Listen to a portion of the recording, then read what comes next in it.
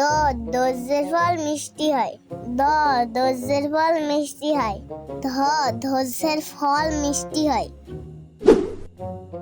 আম্মু, ধৈর্যের ফলটা দেখতে কি রকমের?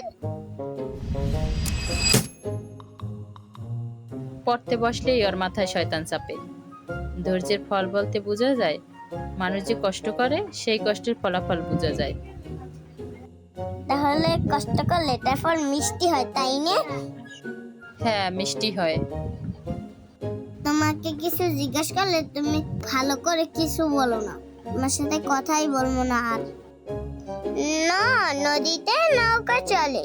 না, নদীতে নৌকা চলে। আম্মু, কই যাও তুমি? বাসায় বাজার নেই, বাজার করতে হবে, তাই বাজারে যাচ্ছি। আমাকে নিয়ে যেতে হবে, না হয় আমি কান্না করবো। তোমার জন্য মজা নিয়ে আসবো, তোমার যেতে হবে না। আজকে বাজার থেকে যা এনেছো সব লুকিয়ে লুকিয়ে খেয়ে ফেলবো।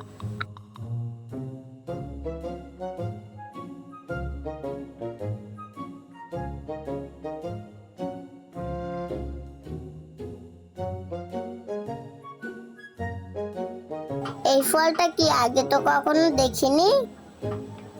এটা তো লুকিয়ে লুকিয়ে খেতে হবে। এটা তো অনেক টক, আমার জন্য কষ্ট করে টক ফল নিয়ে আসলো। আম্মু না বলছিল কষ্টের ফল মিষ্টি হয়, তাহলে এটা মিষ্টি হবে না? আম্মু, আম্মু, হ্যাঁ বলো, কি হয়েছে? তুমি না বলছিলে কষ্টের ফল মিষ্টি হয়, তাহলে এটা টক কেন?